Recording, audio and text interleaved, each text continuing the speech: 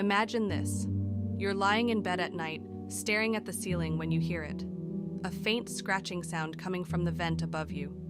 At first, you brush it off. Maybe it's just the old building settling, or a rat scurrying around somewhere out of sight. You don't think much of it. That's exactly what Rachel thought, too. She had just moved into her new apartment, a charming little place in a quiet neighborhood. It wasn't perfect, but it was hers.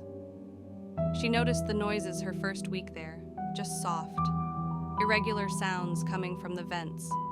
Nothing serious, right? But over time, those harmless noises started to feel off.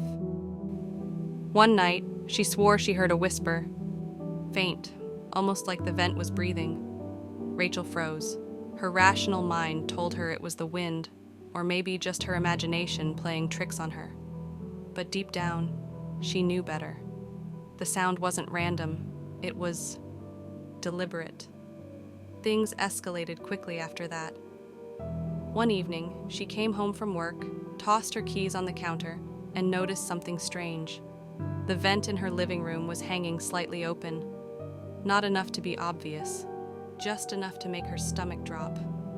She stared at it, heart racing. Hadn't it been closed earlier? She tried to convince herself she was mistaken. But the next morning, when she found her coffee mug moved across the kitchen counter, she knew something was wrong. Still, she didn't call the police. Not yet. She didn't want to seem paranoid, but she couldn't shake the feeling that she wasn't alone. And then, it happened. Rachel woke up in the middle of the night to a sound she couldn't ignore. Slow, steady breathing. Not hers. It was coming from the vent above her bed. Her chest tightened. Her skin crawled.